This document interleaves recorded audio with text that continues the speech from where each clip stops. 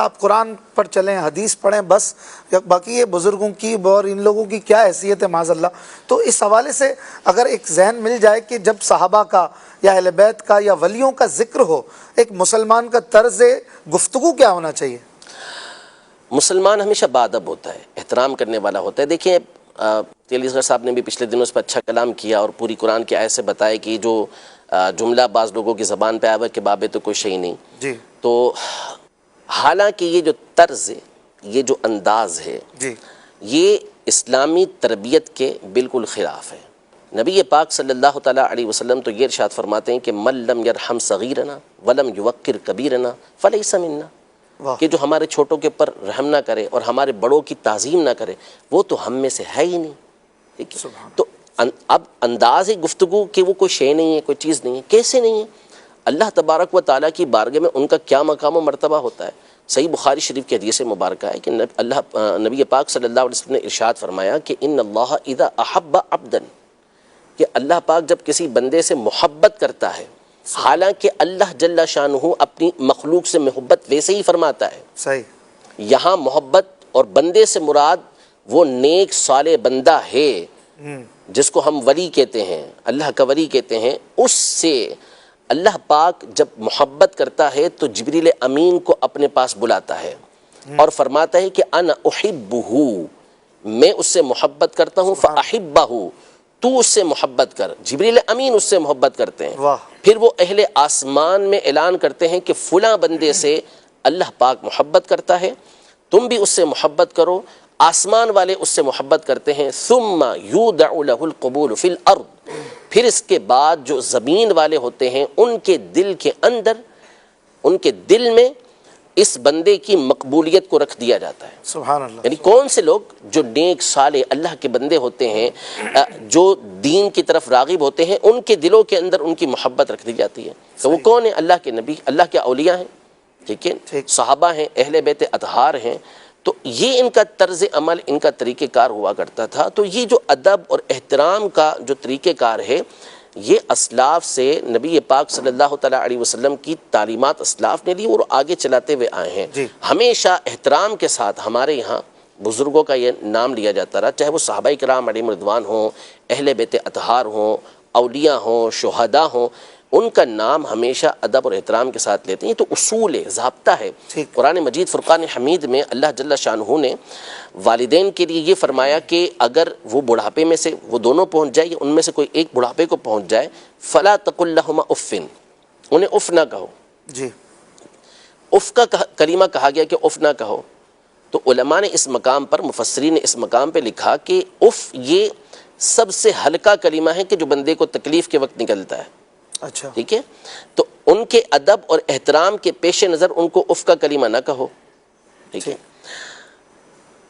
اس پر پھر مفسرین نے لکھا کہ اگر کسی مقام پر اف کا کلمہ یہ تعظیم کے لیے استعمال ہوتا ہو، یعنی کسی کو ہم رسپیکٹ دینا چاہیں، تعظیم دینا چاہیں، اور اس مقام پر اف استعمال ہوتا ہو کسی زبان کے اندر، لینگویج کے اندر، تو وہاں پر اف کہنا منع نہیں ہوگا۔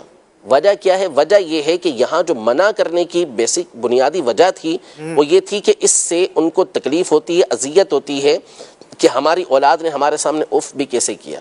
ٹھیک ہے، تو یہ ایک مثال کے طور پر مثال میں نے بیان کیا۔ دوسری بات دیکھیں، اب الفاظ اس طرح کے استعمال کرنا، تو اگر کوئی اپنی ماں کو کل سے یہ کہنے لگے کہ یہ میرے باپ کی بیوی ہے، تو حقیقت تو بیان کی نا، لیکن کوئی بھی نہیں کہنا درست ہوگا؟ بالکل درست نہیں ہوگا۔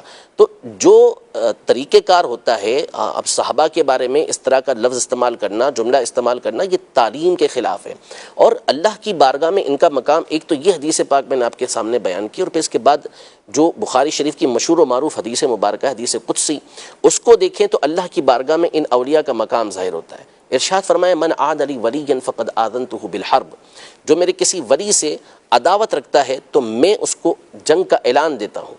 آگے ان کا مقام و مرتبہ دیکھیں کہ آپ کہہ رہے ہیں نا قرآن و سنت پر عمل کرے، تو یہ قرآن و سنت پر ہی عمل کر رہے ہیں۔ وہ اللہ تبارک و تعالیٰ ارشاد فرماتا ہے کہ جس بندہ میرا قرب فرائض سے سب سے زیادہ حاصل کرتا ہے، یعنی جن چیزوں کو میں نے اس کے اوپر فرض کیا ہے ان کی ادائیگی سے سب سے زیادہ میرا قرب وہ حاصل کرتا ہے، اس کے بعد وہ ہمیشہ نوافل پڑھتا رہتا ہے، حتی حتی احببتہ، یہاں تک کہ میں اس کو اپنا محبوب بنا لیتا ہوں، اس کو اپنا پسندیدہ بنا لیتا ہوں.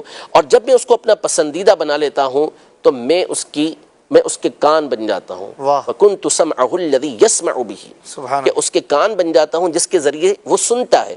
میں اس کی آنکھ بن جاتا ہوں جس کے ذریعے وہ دیکھتا ہے. میں اس کے ہاتھ بن جاتا ہوں جس کے ذریعے وہ پکڑتا ہے. میں اس کے پاؤں بن جاتا ہوں جس کے ذریعے وہ چلتا ہے. اب اس کی تفسیریں مختلف ہیں کہ اس کا معنی کیا بنتا ہے، لیکن اب اللہ کی بارگاہ میں ان کا مقام دیکھیں، ان کا مرتبہ دیکھیں کہ اللہ تبارک و تعالیٰ کیا ارشاد فرما رہا ہے کہ میرے اولیاء سے عداوت کا نتیجہ یہ نکلے گا.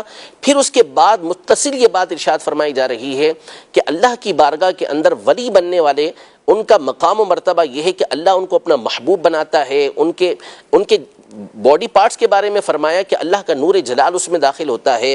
پھر اس میں یہ بیان کیا گیا کہ اب یہ جو اللہ تبارک و تعالی ہاتھ پاؤں کان یہ جو بیان کیا، ظاہر ہے کہ اللہ پاک اس سے پاک ہے، تو اس کا مطلب یہ بیان کیا گیا کہ وہ اللہ پاک کی اطاعت کے اندر ہی زندگی گزارتے ہیں. سبحان. اور کرامات کے حوالے سے بھی یہاں گفتگو کی گئی ہے. پھر اس کے بعد یہ ارشاد فرمایا کہ اگر وہ مجھ سے پناہ مانگتا ہے تو میں اس کو پناہ دیتا ہوں، وہ مجھ سے سوال کرتا ہے تو میں اس کو عطا کرتا ہوں. سبحان. تو اللہ کی بارگاہ میں تو یہ مقام و مرتبہ ہے، اور آپ کہتے ہیں کہ کوئی شے ہی نہیں ہے، کوئی چیز ہی نہیں ہے.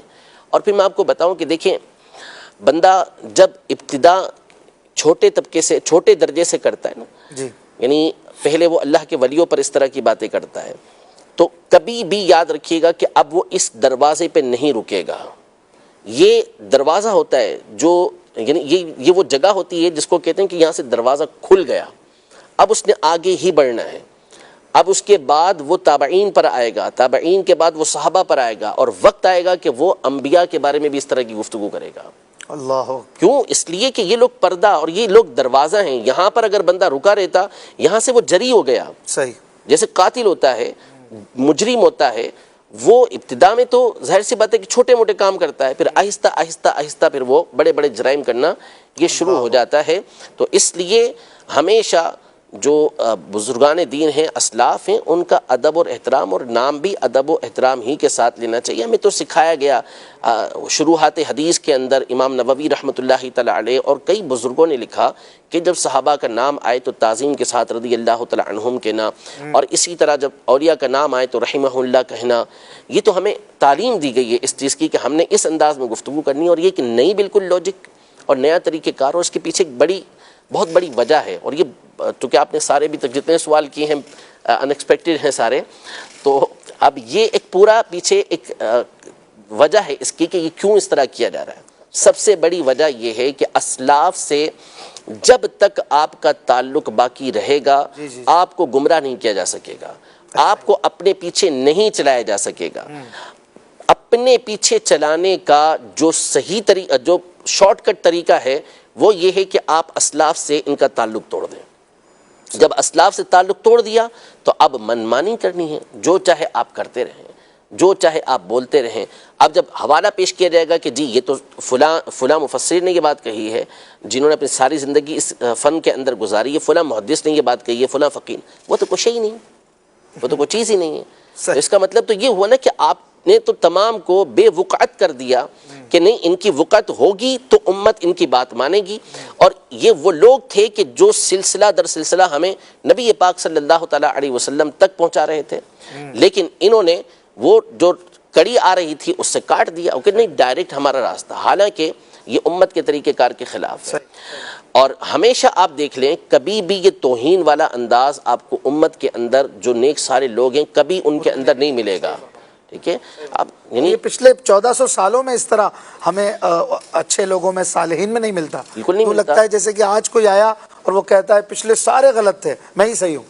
تو پھر وہی غلط ہوا نا، وہی غلط ہوا. امت تو غلط نہیں ہو سکتی. تو قرآن مجید فرقان حمید میں واضح طور پر ارشاد فرما دیا کہ جو شخص بھی مسلمانوں کے علاوہ کوئی اور راستہ تلاش کرے تو ہم کو اس کو اسی کی طرف پھیر دیں گے، نولیہ ما تولی، جس طرف وہ پھر رہا ہے ہم اسی طرف اس کو پھیر دیں گے اور اس کو جہنم کے اندر داخل کریں گے، اور جہنم بڑا ہی برا ٹھکانہ ہے.